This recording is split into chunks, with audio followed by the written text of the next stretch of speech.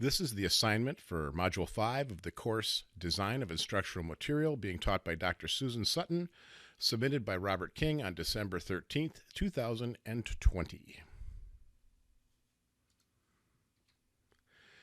The course I'm proposing is a theater workshop for the Dakota County 4-H organization. A little background information would probably help put this in perspective for you. My daughters both joined 4-H at an early age, joining as Clover Buds when they were 5. We decided to become a 4-H family because, unlike scouting at the time, 4-H did not discriminate based upon gender, and we thought it was a great way for boys and girls to learn to interact with each other. 4-H also gives them the opportunity to compete as equals, which is also somewhat unique in children's programs. I've been the volunteer sound and video manager for the Dakota County 4-H Extension Office for better than 10 years, and have watched a lot of kids come through the various performing arts programs. My undergraduate degree is in theater, and I was the executive producer and director at a dinner theater, the stage manager at a few production houses, and have actually done stand-up comedy in the background.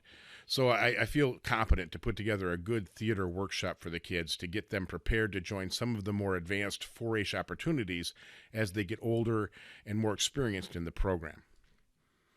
My vision is 2 one-day seminars that are topic-specific. They will complement a weekend encampment already performed by the Performing Arts Department each summer in preparation for their Arts In competition.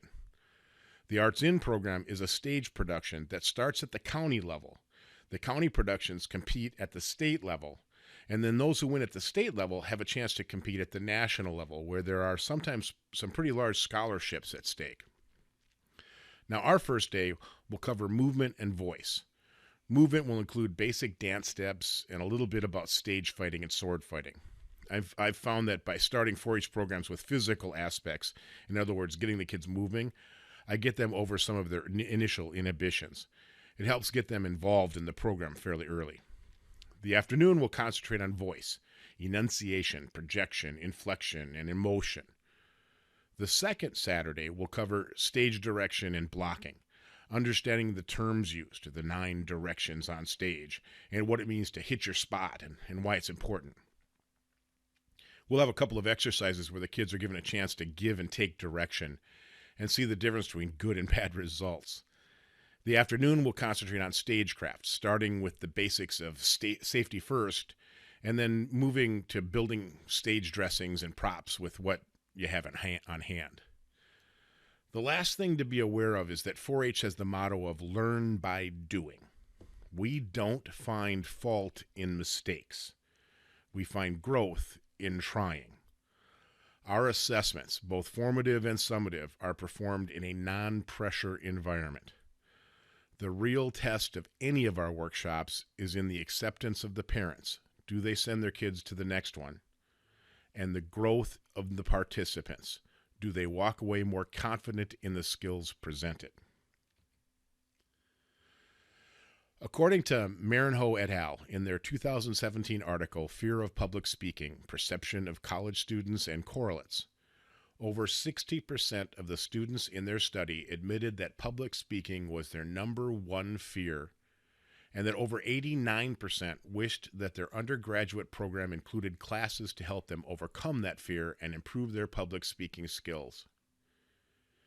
Vevia et al. State in their 2009 article, The Only Thing to Fear is Public Speaking, that one of the ways to overcome the fear of public speaking and to encourage those who might find public speaking intimidating is to provide some degree of anonymity or to start within a familiar social group.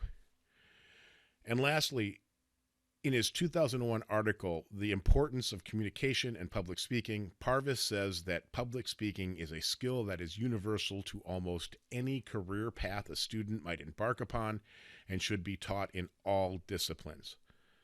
They go on to stress that communication is 25% verbal and 75% nonverbal, by which they mean things like facial expressions, body language, voice intonations, the cadence of words and phrases, etc. The bottom line is that our kids need to begin the process of learning to be comfortable in front of an audience, speaking and moving naturally.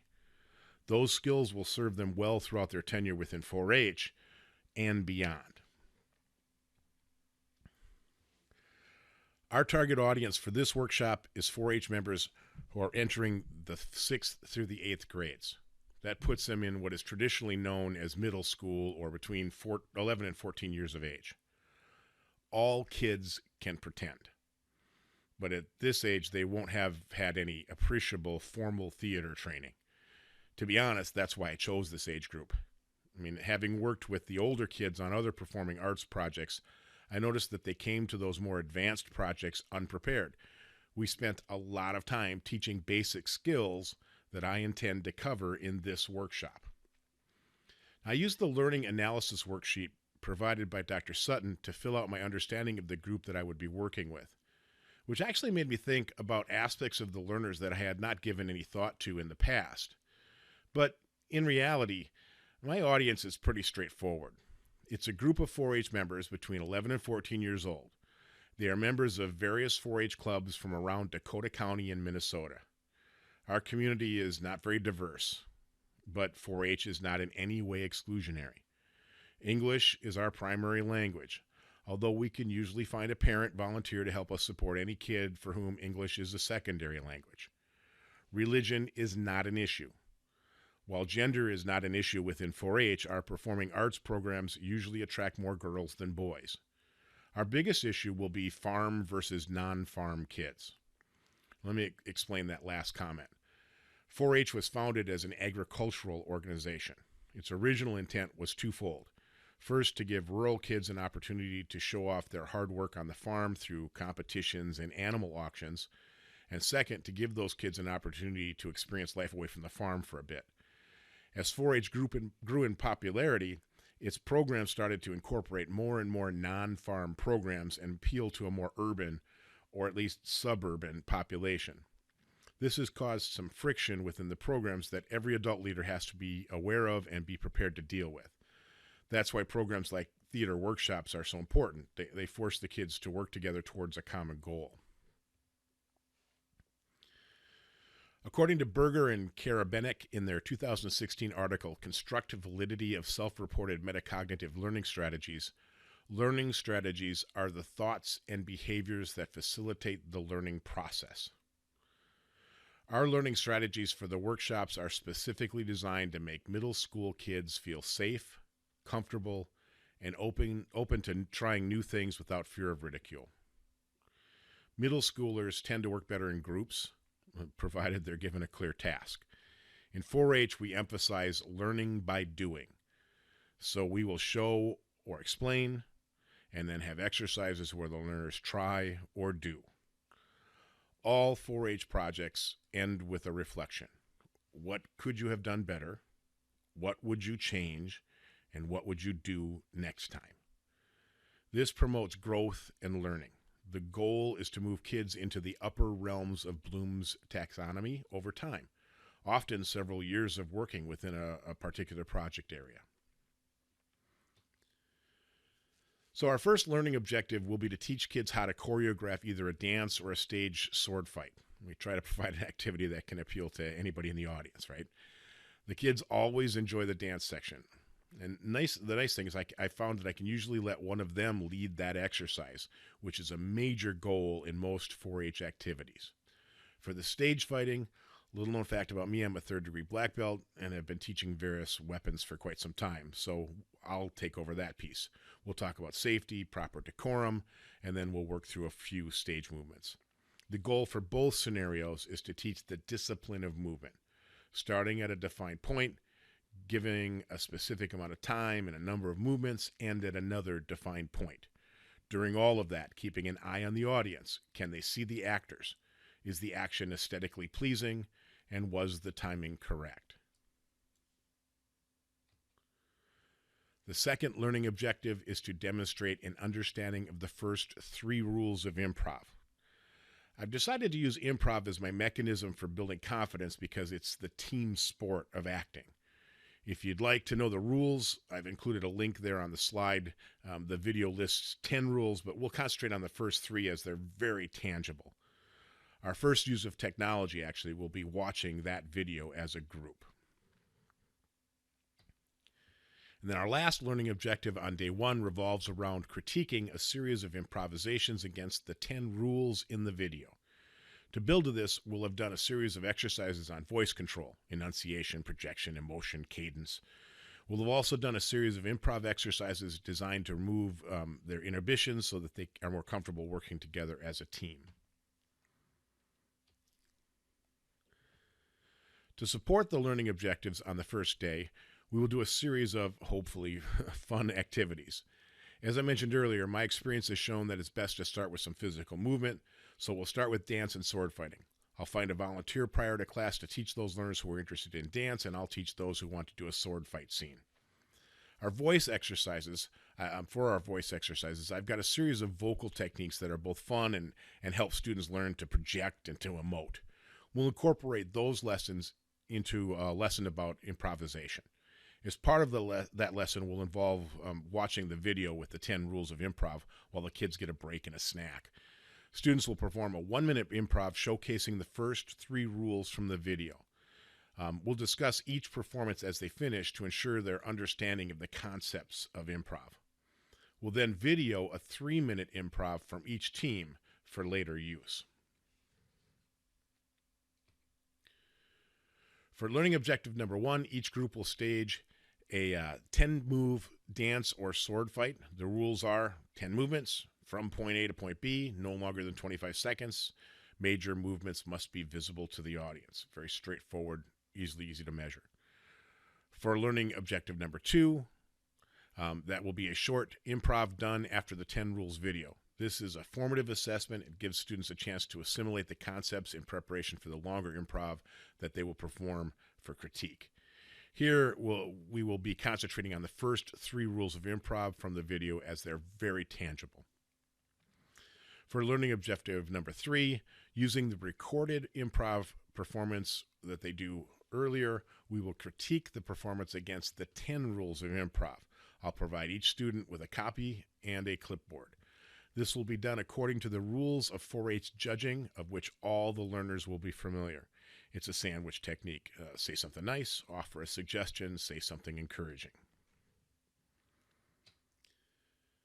On the second day of the workshop, we'll begin with a discussion of stage direction. Again, I found it best to start with something physical to get the kids moving, so we'll start with the 9 cardinal directions on stage, having the kids move around on stage on command. We'll discuss blocking, lines of sight, and why directors make the choices that they do. Our next learning objective will revolve around the use of the various tools involved in making stage dressings and props, and the safety equipment and practices involved. The particulars for this will have to wait until I can determine exactly what tools and materials will be available. Typically, our workshops can have everything from hot glue guns to sewing machines to power drills. We'll have appropriate safety gear for what's available. At a minimum, safety glasses, ear protection, and hard hats. We'll also talk about minimal first aid and how to handle any emergencies.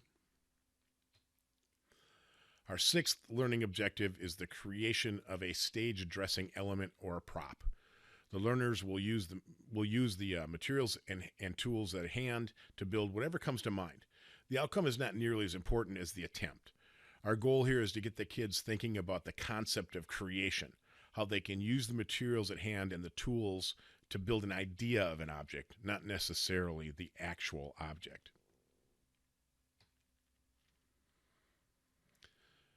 Our first exercise on day 2 will be to build a maze on stage. Each team will choose one area on stage and place obstacles within it. We'll use this as an object lesson for learning the proper names for the various names of directions on stage, upper left, lower right, etc. Our second exercise will be to build a small project under the supervision of the adult leaders. We'll emphasize the proper use of tools and safety equipment. Our last will be for each group to perform an improv based upon a randomly selected scenario.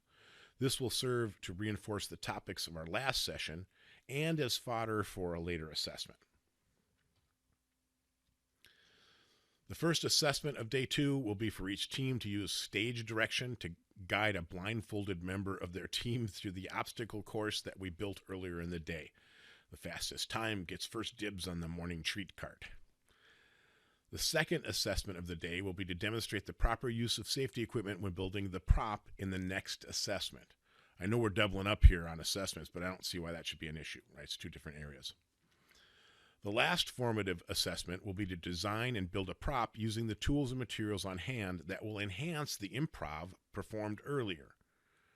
I know that's subjective and hard to measure, but the goal is to get them thinking, not the actual output of the process. The last assessment will be more summative in nature. We'll have the parents come in early to pick up the kids, and we'll have them perform their improv for the parents. Well, it won't be a true improv because they'll have performed it a few times already. They will have a chance to use the voice and movement lessons from the first day of the workshop and put the prop they built this day to use in front of an audience. So this is an overview of my 4-H 2-day theater workshop. I look forward to your feedback and the opportunity to flesh this out in the next course of our program. And these are my references. And thank you very much.